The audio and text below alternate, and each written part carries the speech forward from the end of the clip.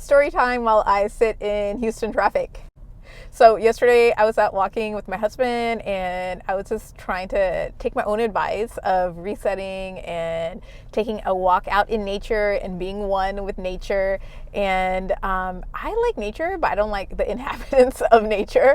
And as we're walking, I suddenly hear this like rustle type noise and I see a snake and I am just jetting, like sprinting.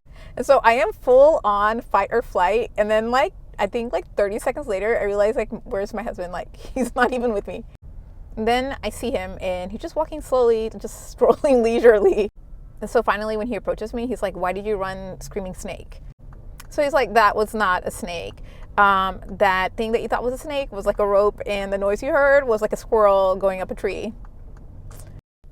So that is a classic example of primitively what we're blessed with, which is our acute phase response.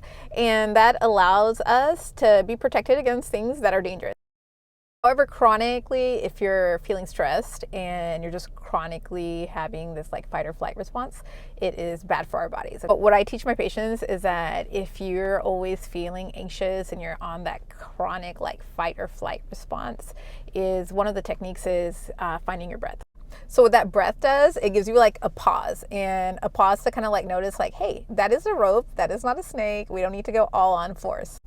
And the reason my husband didn't even have a response is because he's not scared of stuff in nature.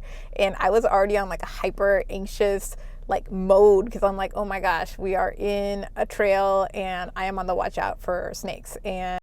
And now looking back, I know that the reason I reacted the way I did was because I was already on like a hyper stress response because I don't like to have animal encounters. And so I was just like looking for it basically. And I just went full on. I'm Dr. Sadika. Follow along. I'm going to show you my favorite breathing technique.